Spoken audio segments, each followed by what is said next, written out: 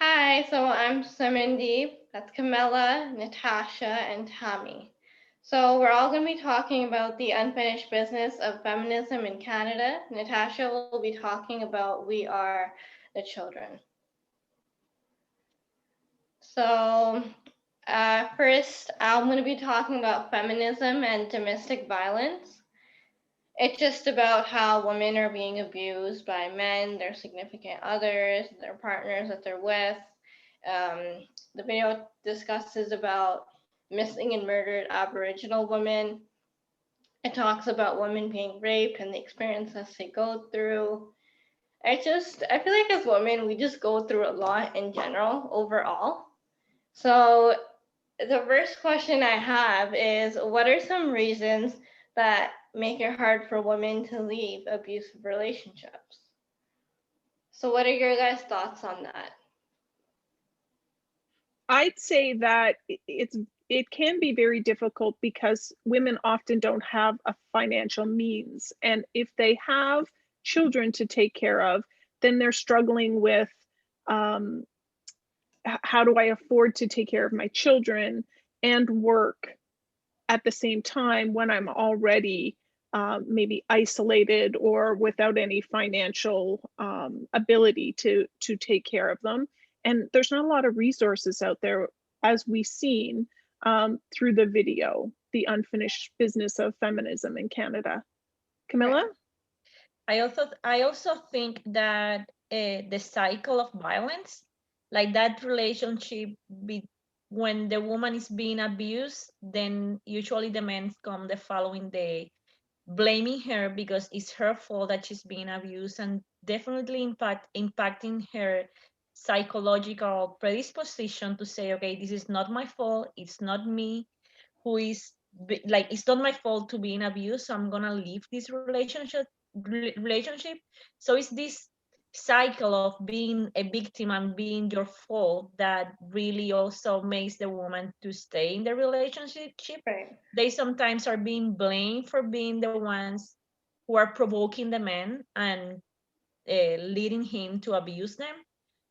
And many times men actually use that component to make them feel like it's their fault. Right. Yeah. I Yeah, think and I can add to what Camilla said by saying, like, they're also in love. When you're married, you're marrying for a reason. You care about that person, you love that person.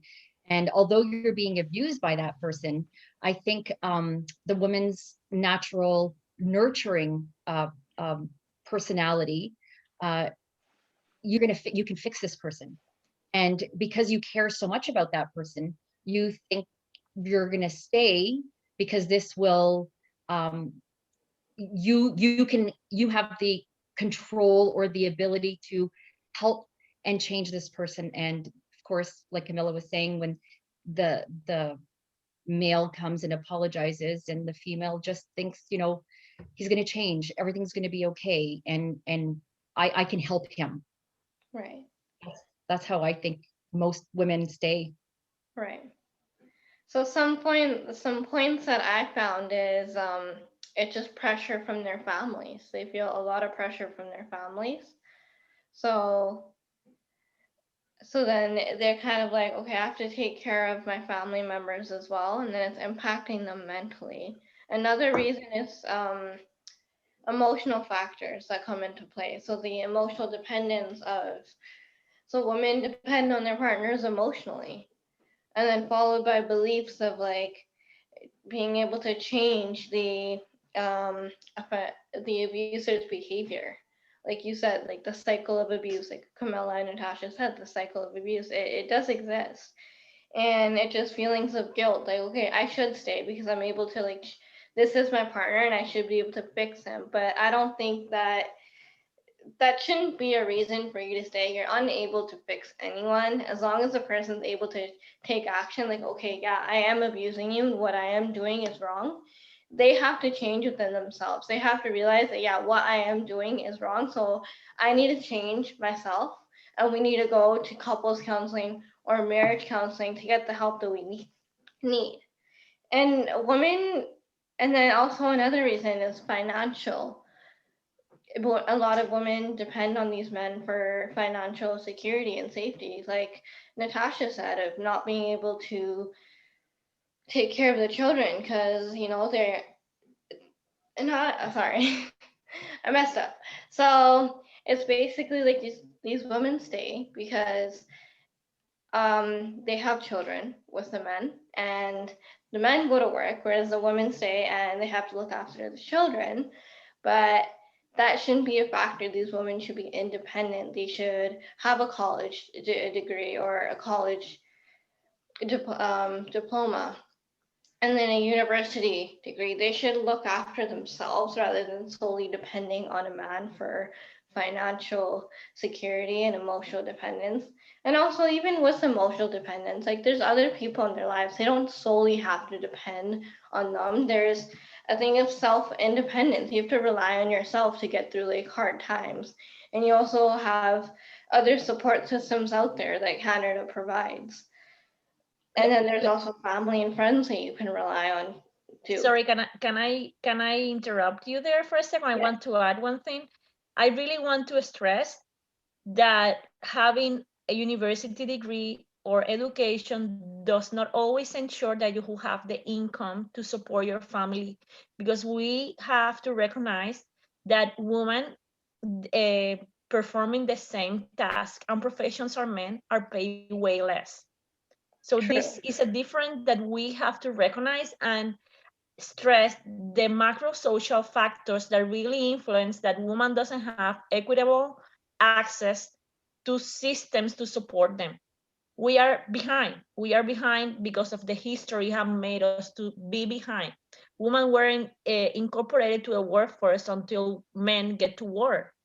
Right. And even when you watch the video, it's very disturbing seeing how these women are saying, I'm performing the work of a soldier. When he comes back home, he can have it back. No, this is also my role. I'm also able to work, even when I'm not seen as a capable person. So it really actually talks about a more deeper issue in your society that doesn't provide for women to be the same as men. Right. That's true, Camilla. And I'd have to add to that too. Often men groom women and start isolating them away from family and friends. And he becomes their sole support system. Or if they have a same-sex partner, they will isolate them and they become their sole focus. So often women are put in that situation. But those were really great points, Summin Right. Deep and our I feel like panel of that because- experts. Yeah. So I feel, sorry. No, it's okay. Just for time, I thought maybe we might move on to Camilla, but we'll add to your second question. Okay. Camilla, do you want to pose your first question? Sorry. So when we were seeing the video, we already know that in Canada, women have, well, no woman no have. In Canada, the abortion is not a crime anymore. It's been not a crime since 1988. In your opinion, do you think that this means that the fight is over for women regarding this issue? I don't think so, because I feel like there's a lot of unwanted pregnancies that be like, and then also like they're not financially secure enough. So I don't think the fight is over. Women still have to keep fighting for, this is my body, this is my right. If I'm not comfortable having a baby and bringing a child into this world, there's a lot of financial factors and emotional factors. So I think the fight isn't over. Women still need to fight for like funding, for abortion services. So yeah. I agree with that. And if I can remember from the video, I believe it was New Brunswick they focused on, they do have access to free abortions in Canada in New Brunswick. However, the doctors make it almost impossible for them. They have to be referred to by 2 doctors in order to have it paid, and it's got to be done in the hospital. But almost all the doctors are not willing to refer women to have an abortion at the hospitals. So then they feel the shame and have to go to the clinics and pay for it anyway. So if I can recall, that is a huge issue. Yeah.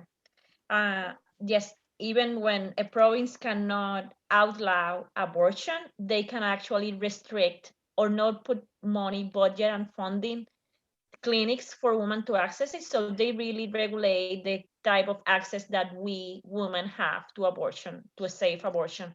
I will also like to, because we are trying to land this topic in a policy making aspect. And I really want to stress that Canadians who favor abortions are not active in advocacy. What really makes difficult for them, what really makes easy for pro-life organizations to increase their fight. So with Canadians who favor abortion thinks the fight is won because it's not a crime, but we need to create awareness that this fight is not over. Pro-life or organizations, advocacy organizations receive funding every year. There are many people who actually devote their life in this issue. They are supported by a lot of Christian and religious organizations. And while pro-choice organizations are defunded, lack of support, and if we Canadians that are in favor of abortions are not really fighting and participating in advocacy actions, we are leaving this field open. Those are good I points. was actually going to add to, like, that's what I was going to bring up, is the religion aspect, right? So the fight is not over, because even if a woman wants an abortion and feels she needs to have this abortion, her religion will come is a barrier, could be a barrier, and she doesn't have that choice. So yeah, I was gonna touch base on the religious aspect. That's excellent, Natasha. That is also something that they talked about in the video, and how a lot of the protests are religious groups, and they, end up blocking the center doors and yelling at the women as they're going through too, which is, it's horrific. And actually, I was telling you before, when we are debating personally, like private, this issue, many advocacy organizations pro-life, they create support groups to teaching people how to cope with unplanned pregnancies, just to deter you to access to an abortion. So this really is disturbing, because those resources that can be put into creating a better access for women to have a safe abortion, or not even safe abortion, so have education. Freedom. Yeah. So that's it. I think I'm Excellent. So moving on to the third section of the unfinished business of feminism in Canada, I was focusing on childcare. So my question to you, ladies in my panel, why and how long do we need to protest, demand, beg, fight for affordable, quality, safe, and secure childcare in Canada? We've been fighting way too long. When we long this has been going on, since the 70s, it's actually pretty sad. Yeah. We shouldn't be fighting any longer. It should have already come to fruition, considering how long the sector has been fighting. To add one thing, besides, it's very insulting that the only moment that we receive universal childcare was when they need us to go to the workforce during the wartime. If that system was in place because men were in the fight and women need to assume the workforce, why is not happening now? Why we are not trying to empower women to go and do what they want to do? And not only because of that, we're looking it through a feminism optic, but looking about the child. What are we teaching that child? That he have to stay home, that we have another options like that's education. They have to be in an education setting since early years. So why are not we doing more for our children and for our women? That is such a valid point. I think maybe we're gonna have to wait like at least a decade for Oh, like let's hope everything not. to be, for quality to be like actually implemented into childcare, because a lot of parents don't even understand, okay, well, why should I put my kid in childcare versus, you know, kindergarten? What's the benefits of childcare? Many parents don't understand the value of playing, like what ECEs are versus teachers, and even teachers don't understand that. They're like, oh well, you're underpaid, you're undervalued. As teachers, we really are. So I think maybe a decade we're getting there in terms of like what quality childcare is. But in order for like everyone else to see it, like parents and like the school board, I think we're pretty close to high quality childcare. I think that COVID really is pointing and pressuring women and parents into a direction that they are demanding. I think like no other time before, we are seeing that people are seeing childcare as a need, as a really need to go back to the workforce. We think how many people are losing, they lose their works. There are many professions that are being shut down because they are no longer they are no longer valuable during COVID times. So people have to reinvent themselves, finding new ways to being valuable, finding new skills, and they have to go training, and they need childcare. Otherwise, you will stay at your house receiving all the benefits, just spending that money, and you're not really doing any valuable with your life. So Right. we really have to Sorry. put it in the balance. Are we enabling people or are we empowering them? Are we just giving the choice to stay at home receiving X amount of income monthly? It's like the same as going to work. Many people that are saying that they're doing more money being on CREB than they're doing at work. So Unfortunate. it's sad, but it's true. So are we enabling those people to say, okay, you're just staying at home, you're just taking that money and spending whatever you think is best? Or we are saying, okay, we are allowed to take your child in and you're gonna reinvent yourself. You're gonna be like the phoenix bird, just coming from your ashes and empowering you. That's the role that the society needs to have. Those are good points. And I agree. You know, when we're talking about timeline, I found it really poignant when Martha Friendly said, you know, my daughter is worried about the exact same thing that I was worried about in the 70s. How is she going to afford childcare for her child? And that really stuck with me. And when I was doing some of my um, investigating about this, in 1946 and 1947, the Day Nursery and Parents Association fought the municipal government, the mayor, the board of control, the advisory committee, the welfare committee, and the welfare commission to open enough childcare spaces to allow families to have safe and affordable quality childcare and secure for their children. Well, the welfare department raised the fees, and when they did that, they said that if parents, because of the raised fees, remove their children from daycare because of the fees, that proved, sorry, that they did not really need daycare in the first place, which is completely ludicrous. Because if you can't afford childcare, of course you're going to have to pull them out and either look for an alternative through a grandparent or a relative, a neighbor, perhaps trading childcare services. But that was their mentality back then, and it's so unfortunate.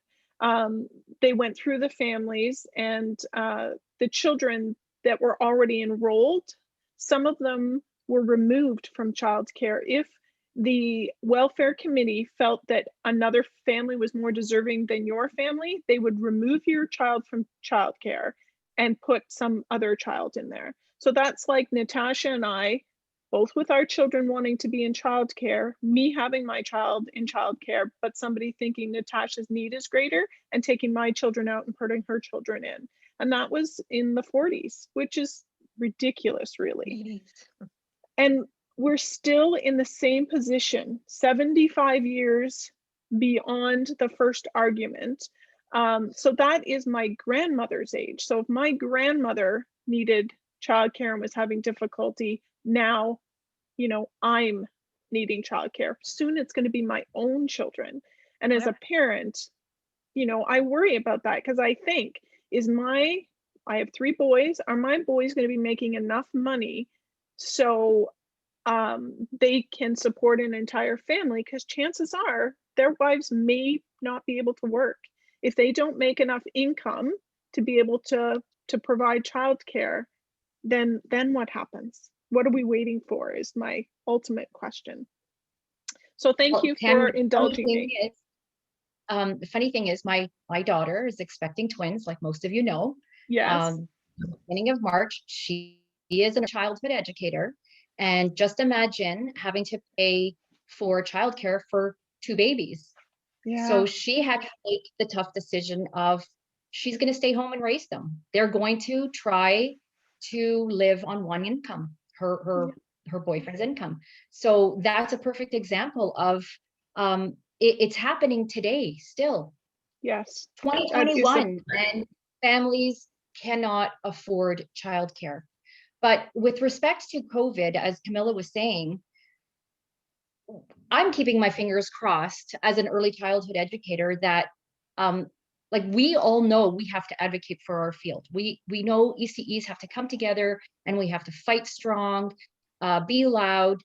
But most importantly, we need these families to help advocate with us, for us.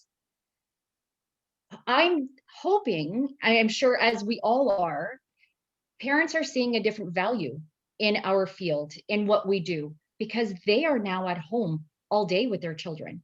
And they are now recognizing the work and the importance of what we do and how much they need us. So let's hope that a lot more families come together and help fight this. Excellent. All right, that rolls us into Natasha's topic. Her first question for us. So I'm talking about a very sensitive issue, and it's the Indigenous Peoples and Social Policy, We Were Children. So while I was watching this movie and I was just jotting, it was so hard to come together and really pinpoint what I want to talk about, because there's so many different aspects that we could talk about within this time of the residential schools. But one thing that came to my mind was that, firstly, Cindy Blackstock, which I'll talk about more later, I'm quoting one of her questions, and she says, "Can you imagine living in a community where there are no children?" And as I was watching the movie, I was thinking of COVID again. And I know we keep bringing up COVID, but it is what it is. The beginning of COVID, a lot of families were worried. And I was hearing this from my friends as well, who have young children. And there was a panic about what happens if their child contracts COVID. What's going to happen? Is the government going to force you to keep these children at the hospital alone? There was a big panic. There was a fear. So my question, and can you just imagine us who have children, and Sumandeep, I know you don't have children, but imagine your community with no children in it. Right. Do you think that the Indigenous parents should have fought harder to not apprehend their children to the residential schools? The way I see it is like many of them thought that they were doing better for their kids.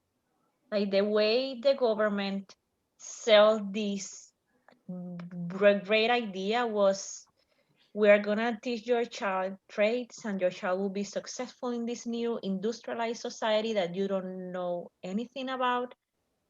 Because otherwise, if they knew what was happening, they won't be sending their kids so trustfully to that place. Even when we are seeing the video, we see like the parents are sad,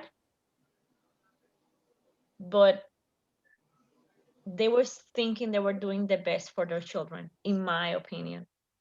I agree. And I also feel that by the time they realized that it wasn't everything that that they said it would be, it was too late. Like the government and the lawmakers and the policing, the people doing the policing were then threatening their way of life, their actual lives. So they were either giving their children over freely, or they were getting beaten, or their children were getting beaten and being ripped apart from the family. So really, you're stuck between a rock and a hard place. How do you recover from that?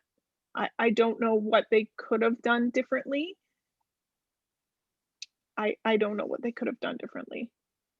And I think also that makes us think about the power of the policies and how it really impacts our life. When a policy is established, you probably don't have any other choice than to follow.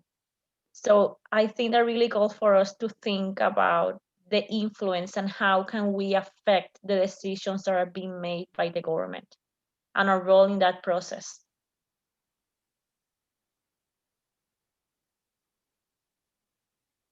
Simandeep, do you have anything to add? No, I think I'm good. Yeah, I was gonna just add something quick because I know we're running out of time. Like parents, they were told that they would go to jail if they did not apprehend their children. But the reason why I asked that question is because of just how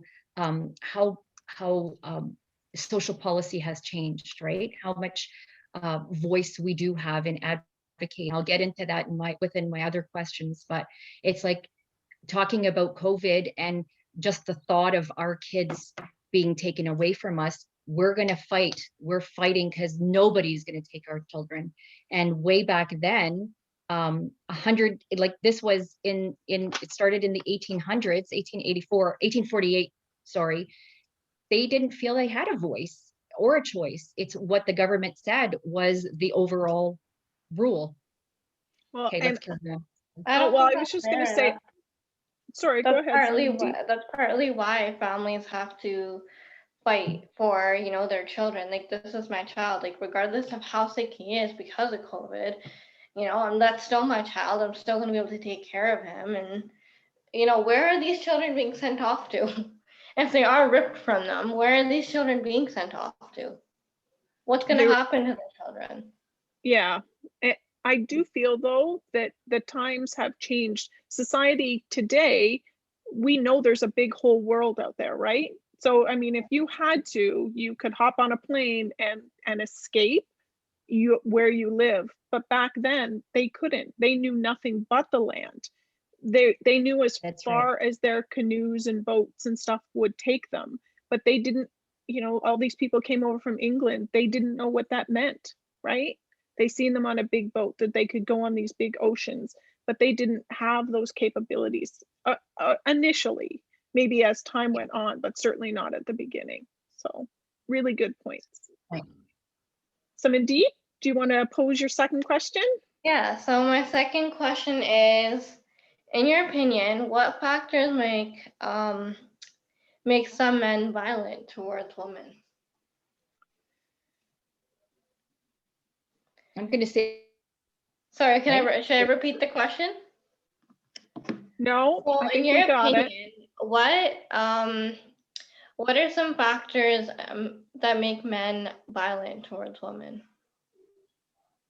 Yeah, I was saying control. Like they feel that they're in control, and if things are not done the way they want, then and it comes back to their upbringing. They might have seen violence in their home, and that's the way that their male figure at home dealt with control in their family. Right. Also, they can be multiple reasons. The man can just be like a sadistic person and just enjoy infringing pain in another person. But I think it's very related with their powerful position over a woman. They feel like they are many times superior than us, and they were just their property. They can just do and determine whatever we do and whatever we, I don't know, our lives. Yeah, I feel like sometimes too, I mean, it could be a range. I know people don't associate this, but a lot of men are very fearful because they didn't have somebody love and support them growing up. So once they find somebody who they think fits that bill, they're fearful of losing them. So in order to kind of keep them, they tend to go towards the violence, whether it be because they want control, like Natasha said, or because they have maybe a little sadistic behaviors, like Camilla said. But I think both ladies hit the nail on the head. What did you find, Sumandeep? I found it was interesting because all your points kind of match up with the points that I found. So genetics is one factor. So abuse can impact a person's development. For example, if a person is a carrier of a particular set of genes, they are more likely to commit a violent crime. So for abuse, this shows that some women may be violent because of genetics. So, and the gene is passed down from their parents. So it just like they witness their mom being abused by their father, and then that's also passed down. His father has this gene of being like abusive, then they're more likely to be abusive. And then childhood maltreatment, that's and like head trauma. So for example, I read this book and it just mentioned how Leon was arrested for killing and raping these two girls, but it come down to his mom neglecting him as a baby, and then that really impacted him and it damaged his brain, causing him to be violent and an unempathetic person. And then head trauma as a child causes them to behave violently as they grow older. And they're more likely to participate in like violent activities. And then, so then that also proves why children should be raised in like loving homes to stop this cycle of abuse.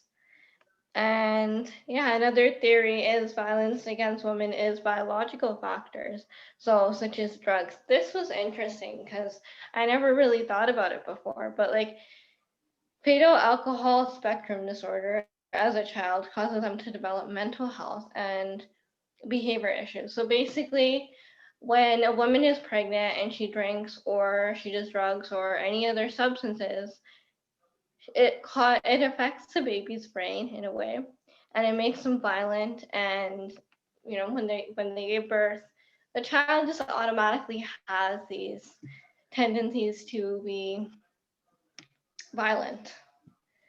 And then they like show these symptoms of fatal alcohol spectrum disorder. But then there's also many like Canadian services out there that help men deal with these issues, and like even as a child. And gender socialization is also a reason why men beat up or sexually assault their partners. So Anderson and Busham, 2015, they explained that violent TV viewing habits during childhood predicted violent behavior in adulthood or males and females.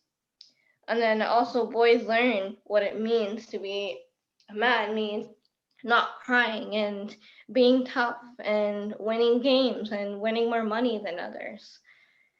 And then also toys come into that. Like what types of toys are they playing with? So in a recent study, I found that Legos are becoming, it kind of leads to violent play. So that was interesting. And then so it's important to educate boys at a young age to value women and redefine what it means to be a man and look for positive characteristics. And it does not need to be a desire to control and be violent towards women. Yeah, so I think that's So we about it. actually we actually go back to the discussion about genetic factors and experience, right? Like that same balance that will say you come with these wires, but you're wiring differently. Like, and that's the importance of the society and policies too. Like, how can we get to those children before bad things happen to them? Like they have all these awful experience that will determine their posterior behavior. Yeah, So that was a lot more than I thought they were going to find. Oh, Right. yeah.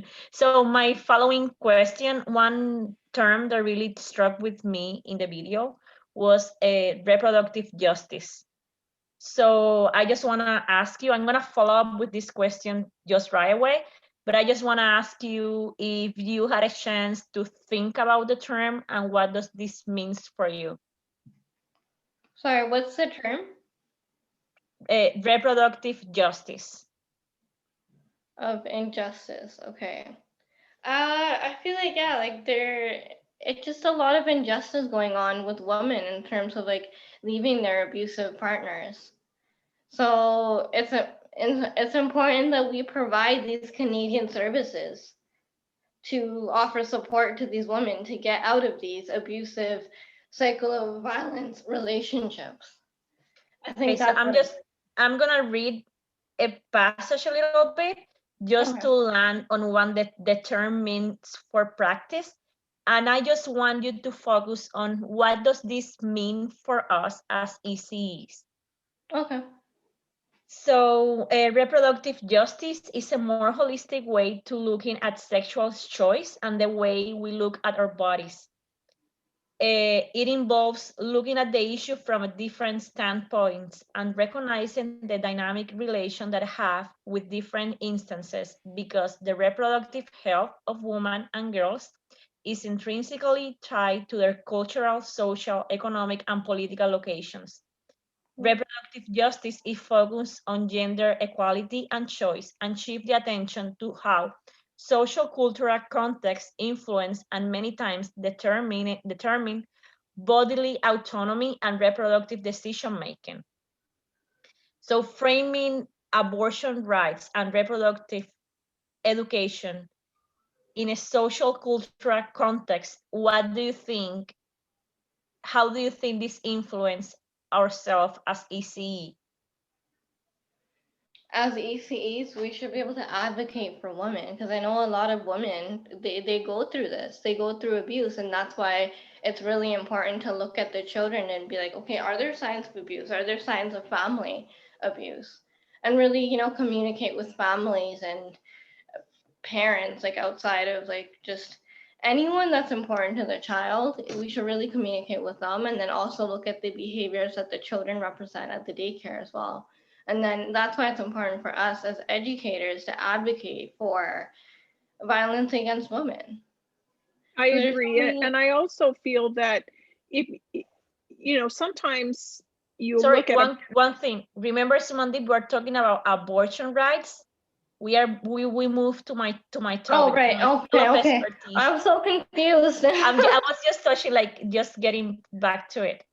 Yeah, Right. I'm reproductive justice and our role as EC. We're focusing that abortion rights and the way women relate to their bodies is like socially construct and is influenced and shaped by their political place where they are and their experiences and the society.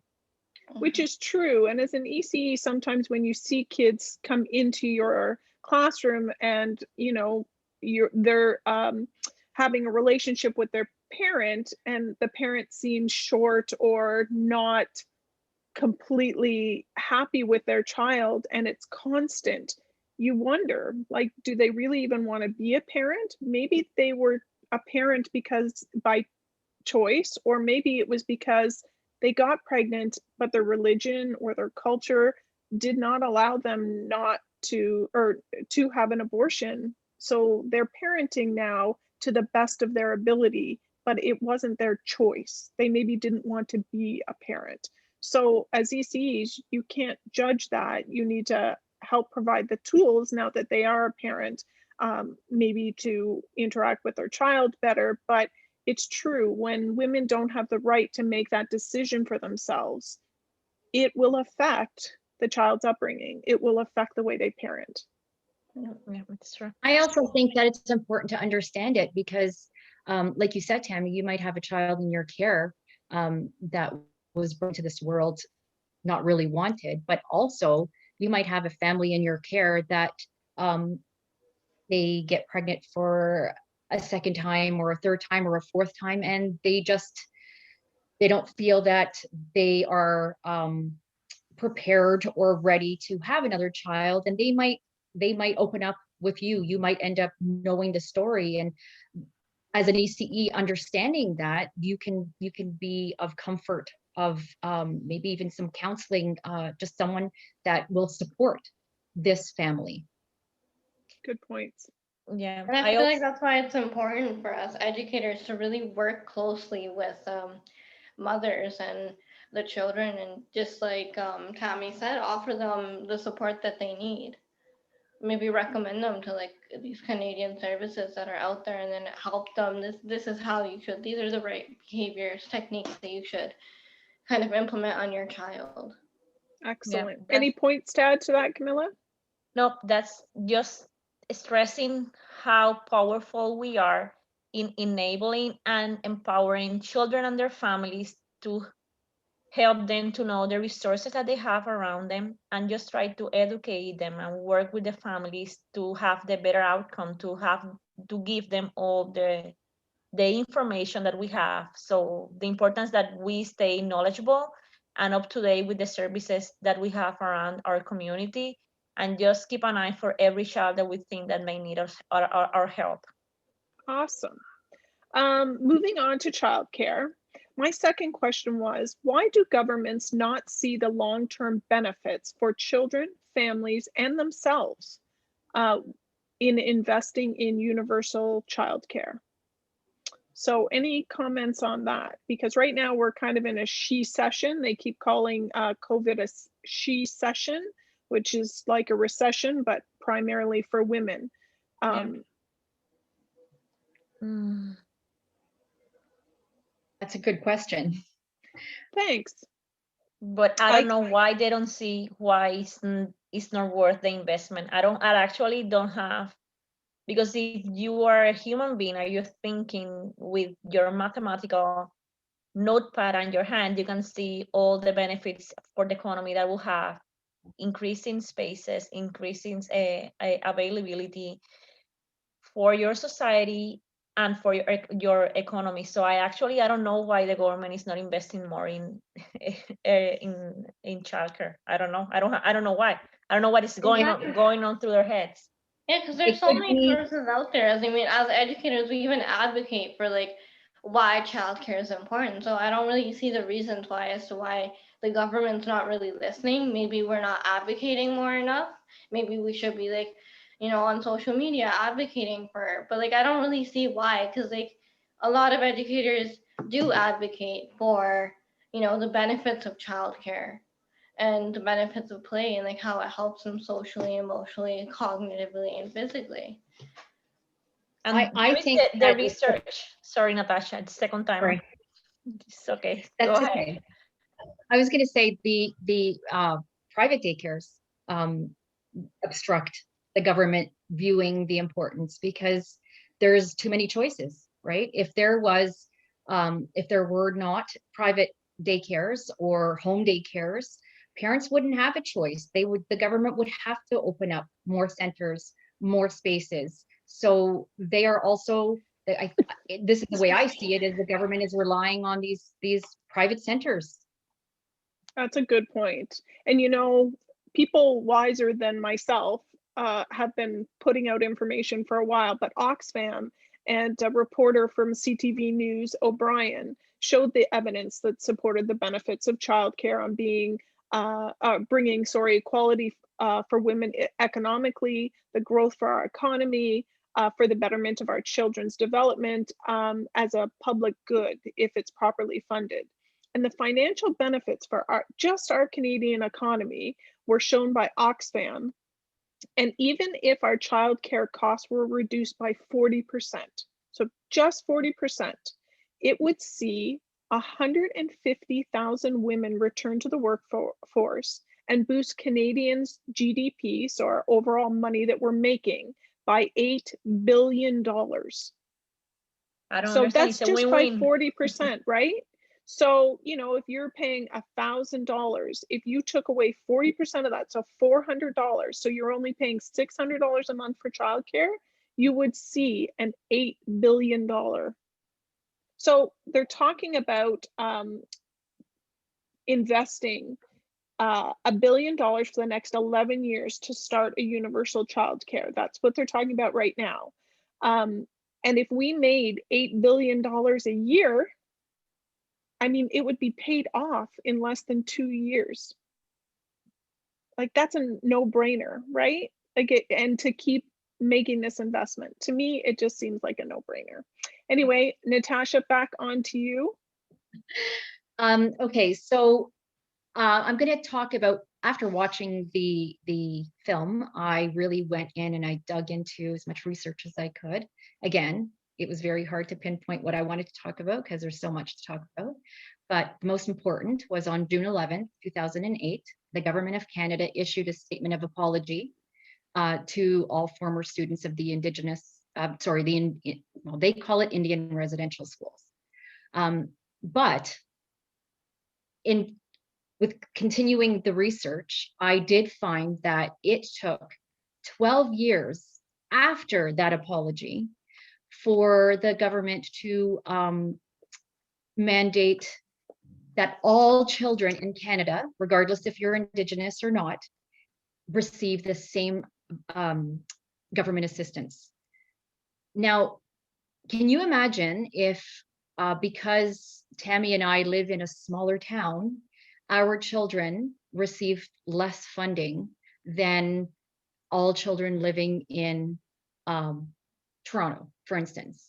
Like, can you imagine that? Like, how would that make you feel? And why did it take the government 12 years after that apology to make sure that all government assistance was equal within all children of Canada?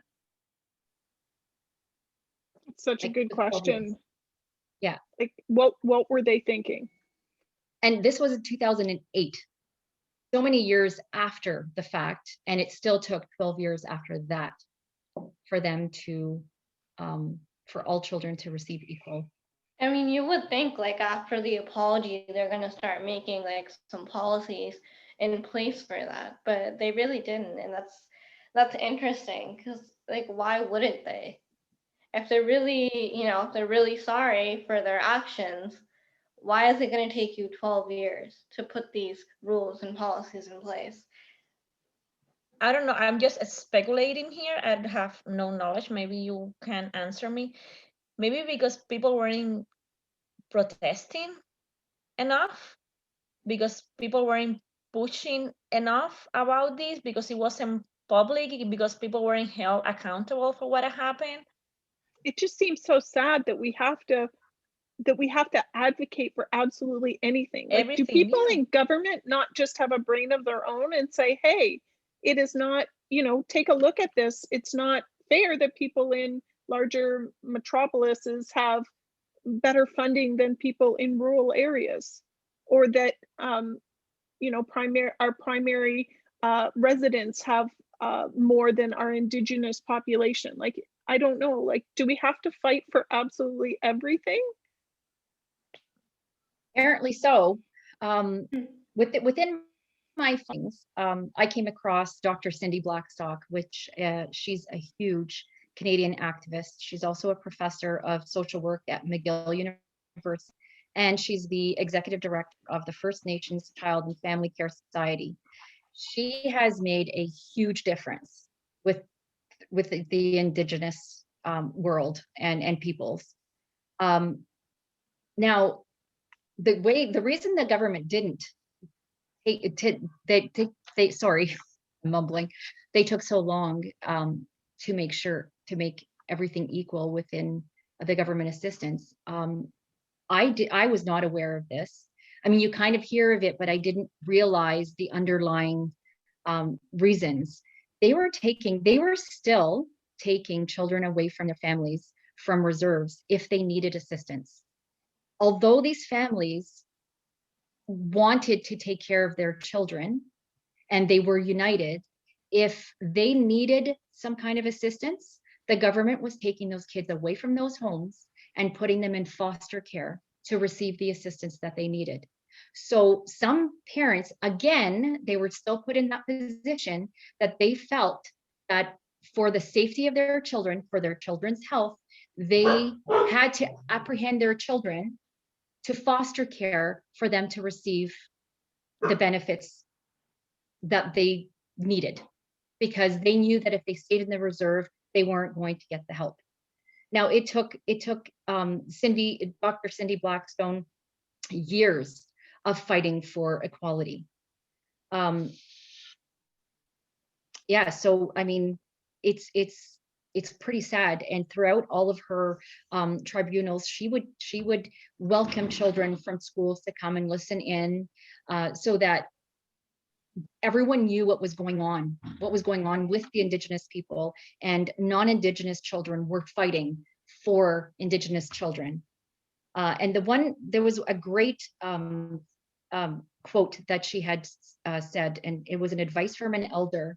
And he said to her, never fall in love with caring society that she established. And he said to her, fall in love with the children. And everything she does, everything she fights for is for the children. And that just brings us back to what we do, right? Everything that we do it for the children at the end of the day.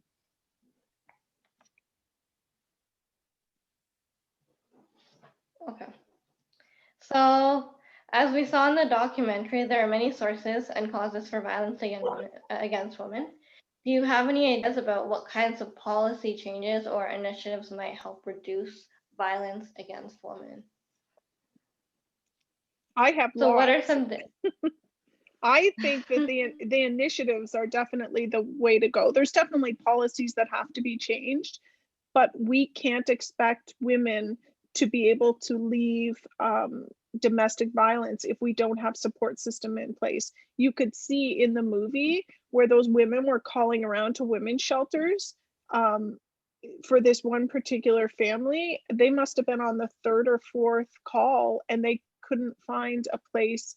The woman had I think a teenage boy, and some homes don't take teenage boys. So it turns into an issue. So we need to have some initiatives in place. We can't just keep putting shelters up.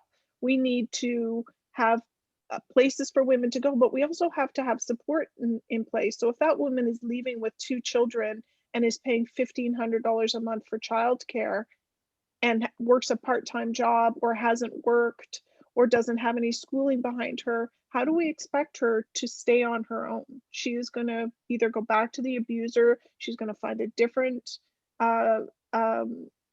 partner, and who knows where that life is going to lead. So initiatives need to be put in place, in my opinion. Right. Camilla, what are your thoughts on this? I think also trying to provide the policies to make women enter an equitable society. We are actually perceiving less income, even if we, like I said before, even if we perform the same profession as a man, we are perceiving less income. We are in disadvantage because we have to take care of our houses, of our house chores, of our kids, which also brings the thing to change the perceptions about what responsibility, like child caring is not just a woman's responsibility, it's just fathers too. So it comes to the social perception of what a woman's role is and how that will influence the way women are going to the society, are going to thinking about their careers, are going to think long term. Like when Natasha was talking about how her daughter is going to stay at home because that's the choice that they made, she's pausing her career. She has a career that she loves and she wants to work in, like keep her professional development. Why women have to choose to pause their career to just take care of their children? Right, So because they make a lot less, right? they make a lot And less. that's the problem. So we are already in a lot of disadvantage with that. So I think the policy have to be in place to guarantee that women have the same rights and the same access to education, to employment as men. We are breadwinners too. We are not just taking care of the soup. Exactly. Yeah, for sure. So some points I found is like we could just try to earn more money for like hosting like bake sales or dog walking services or like book sales, just to provide funding for these Canadian services. I think that's just like a point that I invented.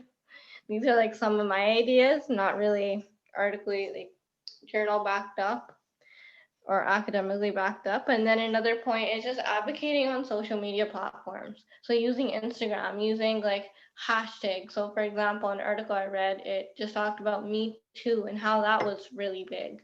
And just sharing stories and raising awareness that way. Like, yeah, this is an issue in our community, and like just understanding how it's an issue worldwide, not just Yeah, Canada, Ontario. I think I don't know if you're aware, like I think last year, 2 years ago, about five police, well, a group of five males raped one girl in one, like in a terrace.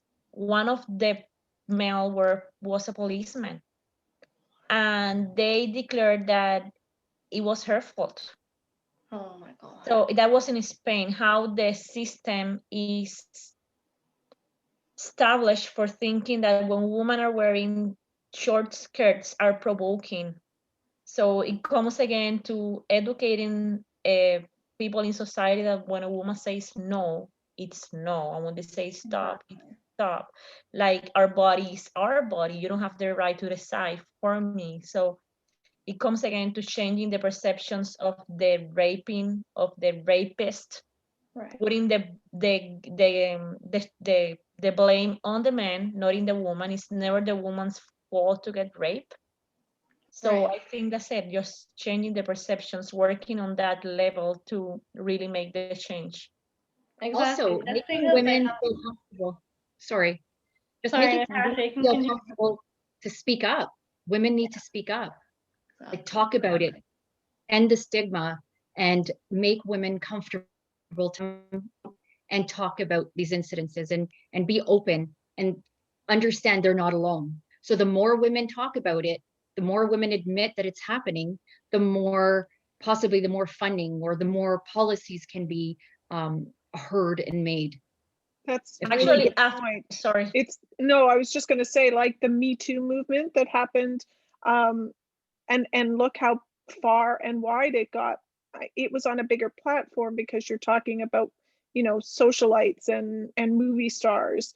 But they started including, and other women were included, and that Me Too movement made a huge difference, and people started to take notice. And if you ever mention the Me Too movement now, everybody knows what that is and what's it about. We need to, that has to keep going. It can't just be hot for 3 months and then forget about it, because that it supports women way beyond what I think just the everyday is. We need to support them and know that we're there for them, not just when the movement's going on, but afterwards as well. Yeah. I mean, yeah, because like just because I'm wearing a short skirt doesn't give you the right to like sexualize me like that. So even as mothers, it goes back to parenting. As mothers and fathers, you should be treating your boys like, okay, this is how you treat and respect women. This is how it has to be done. Just because she's wearing a short skirt does not mean give you the right to, Yep, perceive her that way. it's So true. Okay, so are we moving? Okay, we're moving to my yeah. topic now, and really have to do with sharing. My next question is about sharing stories. We saw in the video how in the focus group, like one of the persons, the woman present, she was saying, once I share my story, suddenly this hidden network of people who had abortion start flourishing it. And why do women keep those stories silent? How this is impacting policymaking and research. I think it's just the stigma around abortion. It's just shame. Like Natasha said, culturally, there's so much shame around it. When I get an abortion, there's so much shame around it. So I feel like it's just impacting policymaking because a lot of women aren't coming out about their stories and stuff. So the government's like, okay, maybe it's not important, so maybe I shouldn't really look at the policies now regarding abortion and like women's rights. And maybe I shouldn't have to add on to it or like make changes because many women aren't reaching out and sharing their stories. That's So really a I'm good thinking in point. that sense. Yeah. And I agree. And I also feel like people are judging, like they're going to look at you and say, well, why did you have an abortion? You know, whether it's, you know, why didn't you use birth control if you didn't want to have kids? Why didn't you abstain if you didn't want to have kids? That judging is there, and no woman should have to put up with that. That's it's her right to choose. It's her body. It's her future. And we all know that having a child will make a difference in a woman's future, more so than a man's. So unfortunately, I think it's a lot of judging and shame. And also like these pro-choice organizations who are loud, so much louder, and they women end up feeling guilty because of these other organizations that are so against it. Yeah. So what I was actually when I was looking at the topic, they say like they know the numbers of how many women have access to those services, but what they don't really know is why are the reasons. And this is the way we look at society. If we have the woman sharing their stories, forgetting about the shameful of the events, or this is sometimes you don't have the choice to seek for an abortion. And we will have, as policymakers and research, from a research-based point of view, we will have the information to address the issues in the society that led women to have abortions. If we don't know the stories and the reasons why that abortion is the only choice for them, we won't be able to change those aspects of the society. So that's the end That's for me now. so true. That's great. Thanks, Camilla. So I guess we're Camilla. moving on to my last question. I feel like my last question, now that I look at it, is I put it in there more for me than for my panel to discuss. So I apologize ahead of time. And if you don't answer, I will fill in what I have.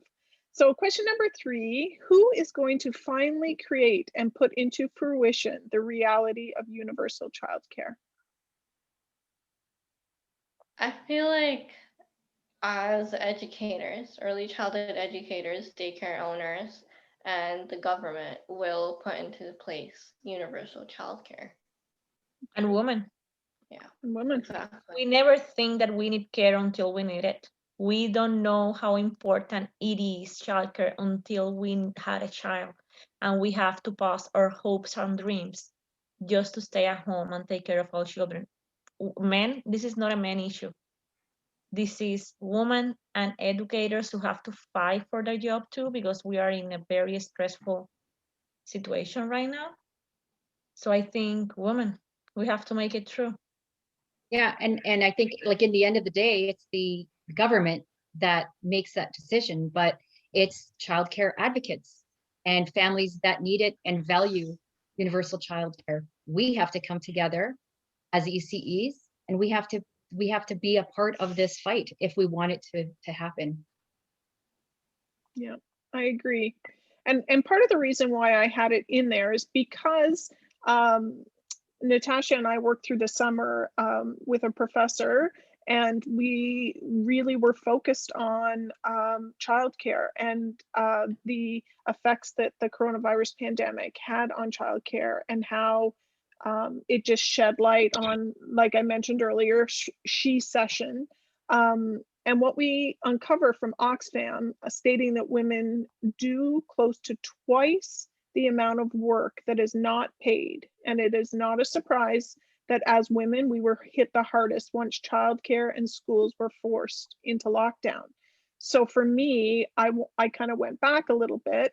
And in the 1970s report, according to Friendly, Prentice, and Ballantyne, the Royal Commission put in 167 recommendations, And the government went through all of them, and everyone was addressed except for childcare. So for me, I remember my parents talking about it when we were young. I was a latchkey kid, so I don't remember how young I was, but I was young. I'm going to say I was probably 6 when I started going home by myself, and letting myself in and taking care of my younger brother, who was 4. So this has been an issue for a long time. We have Justin Trudeau in power right now. His dad created a task force to analyze it, but unfortunately the new government took over and decided not to do anything with it. Then Paul Martin took over and decided he was going to choose an universal childcare, and lo and behold, he got ruled out. And then Stephen Harper came in, and that's where the $100 a month Bill came in. universal. For those that watch the video, $100. thank you, Natasha. That just about sent me over the edge. If I had to listen to Diane Finley one more time saying we're giving you choice with $100 a month, I was going to lose it. So for me, I want to know who is going to finally do this. In the throne speech on September 23rd, they said it's coming, universal childcare system. It was key to economic recovery. What month are we in, ladies? Yeah. February. So from September to February, we haven't heard much about it. So I'm concerned. Yeah, I'm I am concerned. too. Disappointed. Thank you. We all are. But do you know what? Yeah. I'm sorry, I'm going back to my topic. You know how we got in Canada, they go to the decriminalize abortion? Yes. By doing the abortion caravan. All women all around Canada, educating other women and recruiting them and going to Ottawa and strap themselves into the chairs and say, we want this and we want it now. We cannot wait. Amen, sister. Yeah. Great. We need to come together then and do the same thing. Okay, my last question. Now, as ECEs, this is a very important question. If you see something that is wrong for kids, would you do everything in your power to make sure they have a proper childhood? Of course, that's like one of our responsibilities as educators. Because the children spend so much time at the daycare center. Like 8 hours of the day they're spending at the childcare center, and look how much that is weekly. Most of their childhood is spent at like the daycare center. So I look at it as a childcare, as an educator, I'm like a second mom. So it is important for us to really, stick up for the children and what's right. I Absolutely. I should really would like to express, say I when I will, say everything in but I your know you power, have a I hidden mean- agenda. Sorry, Sorry? just a sec. I think Natasha wanted to clarify that. Yeah, Yeah. to add to the everything in your power, including the possibility of losing your job. Camilla, now do you want to comment? I told you. Sorry. I told you that I want to say yes, I will, but I know you have a hidden agenda. No, but I wasn't thinking about that. I think if I have to lose my job, I will fight for my job afterwards. But my priority will be the child. I will go to Ottawa if I need to gain my job back, but I will try to do what is best for the child. I hope I would say the same thing. I mean, in my heart of hearts, as I'm talking to you right now, I would do absolutely anything, including losing my job.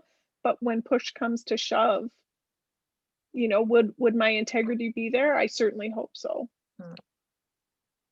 So what I found through my research was a doctor named Peter Henderson Bryce, who was hired to be one of the doctors at one of the residential schools in 1904.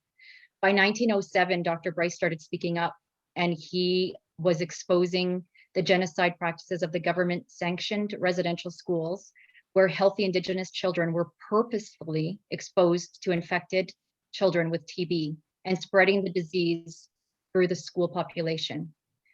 This is quoted and referenced by Hay and et al. 2020. Now, he jeopardized his doctorate for speaking up, and he wouldn't stop. And another example was, again, Dr. Blackstock. During her fight, she didn't even realize she was under government surveillance for 4 years. The government stalked her Facebook page, her personal files. The government, and the reason why is because the government was suspicious that she was fighting for selfish reasons. They didn't believe that she was doing this just for the children. They thought that there was a hidden agenda. And when she finally found out and she uncovered all of these files, the government apologized and gave her $20,000. And she, in turn, with those $20,000, she donated it all back to the Caring Society. And then she established it's called Jordan's Principle, where it was based on a little boy named Jordan River Anderson, and he died at the age of 5 because he was born with complications. And when it was time for him to be sent home from the hospital did not allow him to go home because he lived in a reserve and he wasn't going to get the proper care. So the poor little boy stayed at the hospital, and both governments in the territory were all fighting for who's going to pay for the services, while nobody was paying for the services, and this little boy died. So again, Dr. Blackstock made sure to implement that through Jordan's Principle, that all kids were going to get the care that they needed, and then the government can fight for it later on. These are just examples of how much we can fight, right? The strength is there. Dr. Blackstock did it. Dr. Bryce did it, jeopardizing their careers, jeopardizing their what am I trying to say here? Their personalities, their help me out here. Their image. Their image, yes. Yeah. Jeopardizing their image, and they just put all of that aside to fight for the children. Excellent. So that's where I want to leave you guys at. Well, we appreciate that. Ladies, amazing job on your questions and your input and your discussions. Thank you very much. Any final thoughts before we go? No, I think I loved hearing what everyone had to say. Thank you for your diligent work. It was amazing. These were great topics. Really good. So thank you for joining us, Camilla, Natasha, Sumandeep, and myself for the unfinished business of feminism in Canada, and We Are the Children. We hope you enjoy.